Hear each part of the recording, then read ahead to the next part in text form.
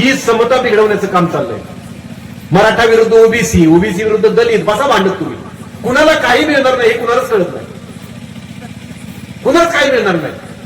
त्यांना फक्त तुमच्यात भांडं लावायची. तुला दिल्यासारखं करायचं, त्याला जाळवायचं, त्याला तुझ्या विरुद्ध उभं करायचं, जेणेकरून तुमच्यात फूट पडली की त्यांचा फायदा आहे. आपल्या अवतीभोवती आपण बघतोय आपल्यावर मारा केला जातो व्हॉट्सअपच्या माध्यमातून.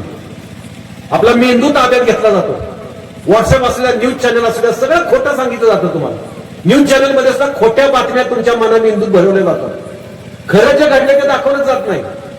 छत्रपती शिवाजी महाराजांच्या फक्त मोजक्याच कथा तुम्हाला दाखवल्या जातात. अफजल खान, शाहिस्ते खान, पन्हाळगडाचा वेढा, आग्र्याहून सुटका, एवढ्याच कथा. ढाली तलवारीत त्यांना गुंतवून ठेवायचं.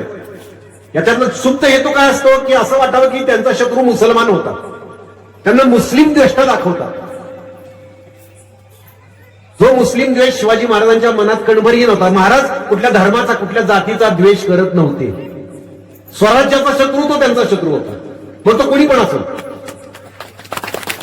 म्हणजे त्यांनी अफजल खानावर फाडला, चंद्रराव मोरेला पण कापला आणि कृष्णा कुलकर्णीचं पण मुंडकं उडवलं.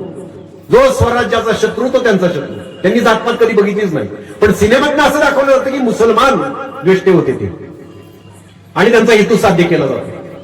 खरं तर त्या पलीकडे शिवाजी महाराजांचं अथांग चरित्र आहे, समुद्रा एवढं अथांग चरित्र आहे, ते मात्र दुर्लक्षित ठेवलं जातं. त्यांच्या पुढच्या पिढ्यांमध्ये असं पसरलं की तुकाराम म्हणजे दिवाळ्या निघाल्यामुळे विठ्ठल भक्तीकडे वळलेला एक भोळा बाबडा, व्यवहार शून्य संत, जो नंतर गरुडावर बसून वैकुंठाला गेला.